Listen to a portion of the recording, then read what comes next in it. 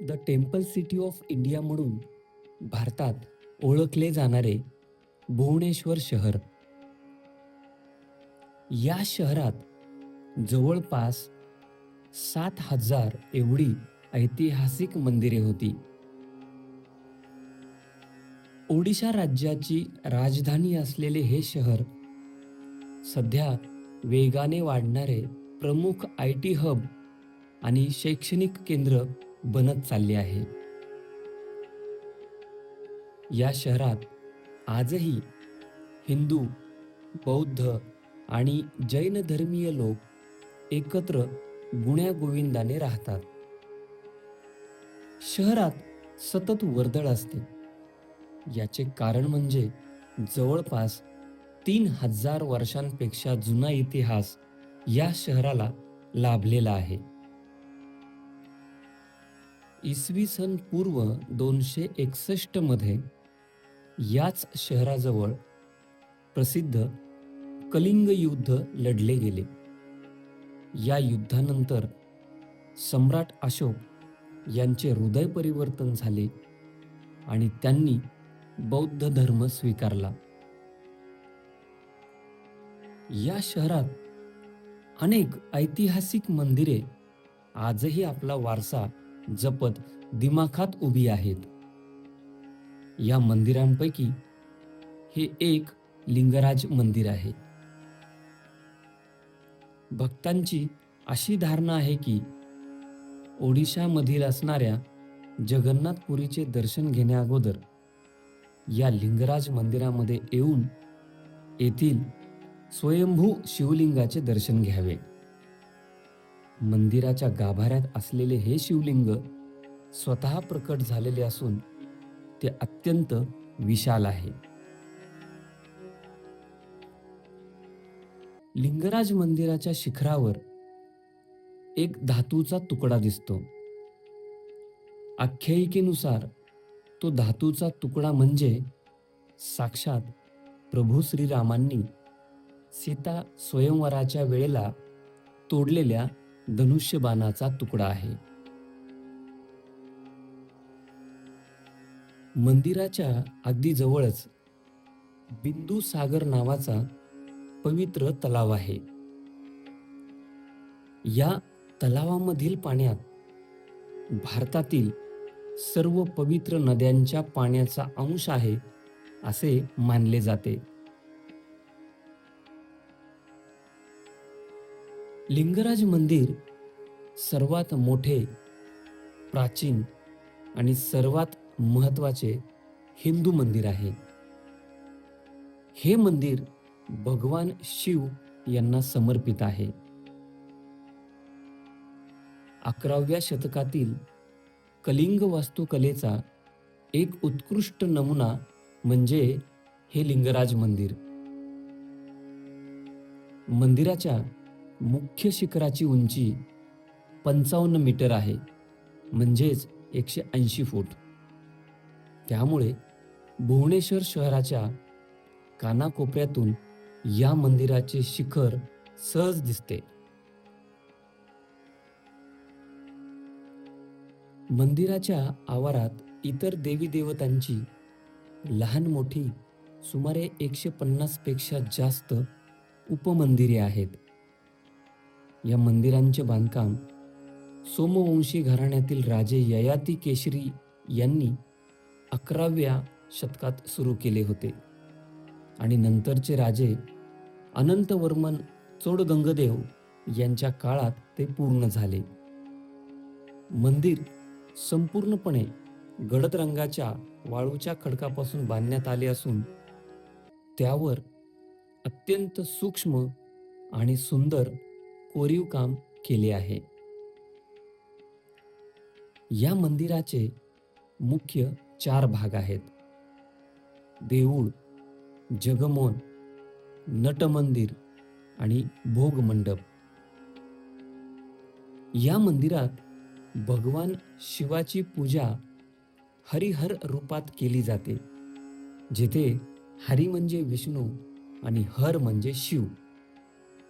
या मंदिरामध्ये महाशिवरात्री हा सर्वात मोठा उत्सव म्हणून साजरा केला जातो. लिंगराज मंदिराचे दर्शन घेतल्यानंतर आम्ही पुढे निघालो मुक्तेश्वर मंदिराकडे. भुवनेश्वर शहरामध्ये वाहतुकीची व्यवस्था चांगली आहे. शहरातील रस्ते अरुंद असल्यामुळे आपल्याला ऑटो रिक्षा किंवा इलेक्ट्रिक रिक्षांचा पर्याय उपलब्ध आहे. सहकुटुंब फिरत असताना स्वतःची गाडी पार्क करून कमी दरात शहर फिरण्याची संधी या ऑटो रिक्षामुळे मिळते.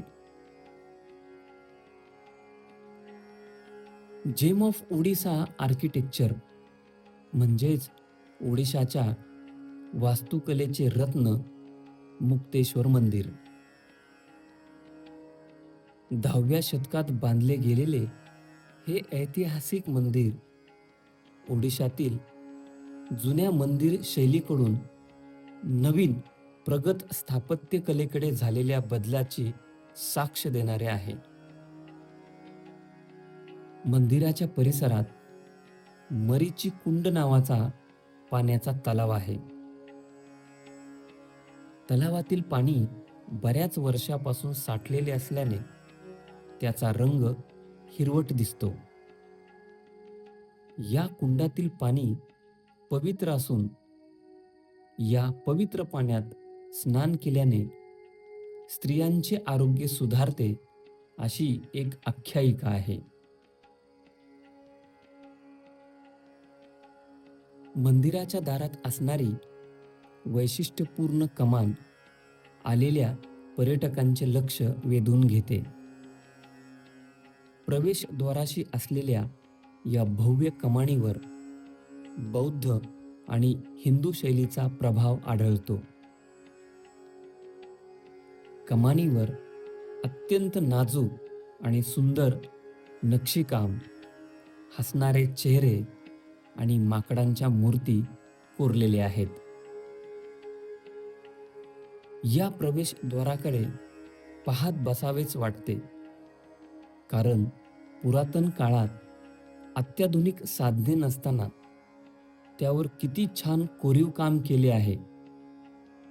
तसेच एवढे मोठे दगड कसे बसवले असतील याचेही आश्चर्य वाटते.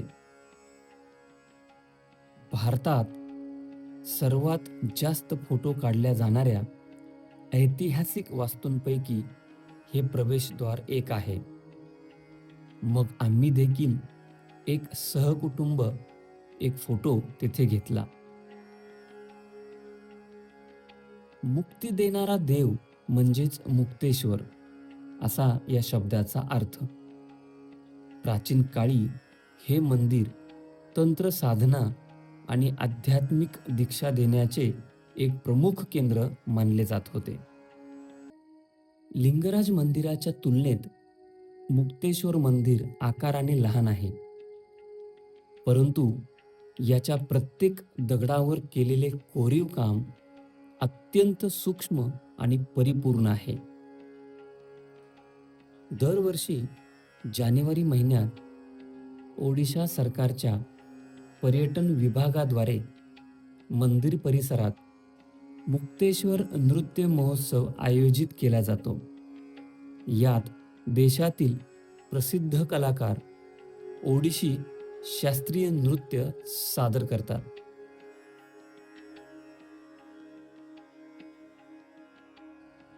मंदिरामध्ये प्रवेश जरी विनामूल्य असला तरी भेट देताना मात्र पारंपरिक पोशाख परिधान करूनच मंदिर परिसरात प्रवेश करावा. मंदिराच्या परिसरात स्वच्छतागृहे आणि पिण्याच्या पाण्याची सोय आहे. मंदिर सकाळी 6:30 ते सायंकाळी 7:30 वाजेपर्यंत खुले असते. मंदिराच्या दारात अनेक भाविक आपली पंगत घालतात. एका कोपऱ्यात दगडांची चूल मांडलेली असते. त्या चुलीवर प्रसाद बनवला जातो. मंदिराला भेट देणाऱ्या प्रत्येक भाविकाला हा प्रसाद दिला जातो. आम्ही सर्वजण प्रसाद खाण्यासाठी रांगेत बसलो आणि प्रसादाचा लाभ घेतला. ओडिशाच्या खाद्य संस्कृतीची झलक या प्रसादाच्या चवीद्वारे आम्हाला मिळाली.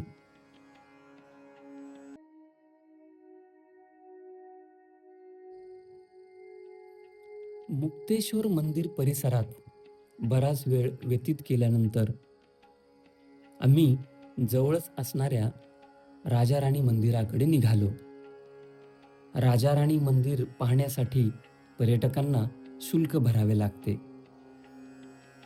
तिकीट काउंटरवरून तिकिटे घेऊन मंदिराच्या गेटमधून आम्ही मंदिराच्या दिशेने निघालो. मंदिराचा परिसर भला मोठा होता आणि हा परिसर पूर्णपणे सुशोभित केलेला होता. परिसरातील बाग बगीचा व हिरवळीमुळे मंदिराचे सौंदर्य खुलून दिसत होते. 11व्या शतकातील हे प्राचीन मंदिर वैशिष्ट्यपूर्ण आणि देखणे आहे. या मंदिराचे वैशिष्ट्य म्हणजे मंदिराच्या गाभाऱ्यात कोणत्याही देवदेवतांच्या मूर्ती नाहीत. अप्रतिम वास्तुकला आणि शांत वातावरणामुळे हे मंदिर पर्यटकांचे आकर्षण केंद्र आहे.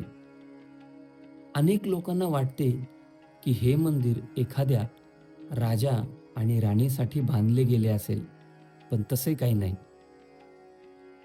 स्थानिक पातळीवर मिळणाऱ्या राजा रानिया म्हणजेच पिवळसर आणि लाल रंगाच्या वाळूच्या खडकापासून विशेष प्रकारच्या दगडापासून हे मंदिर बनवले गेले आहे. म्हणून या मंदिराला राजा राणी मंदिर असे नाव पडले.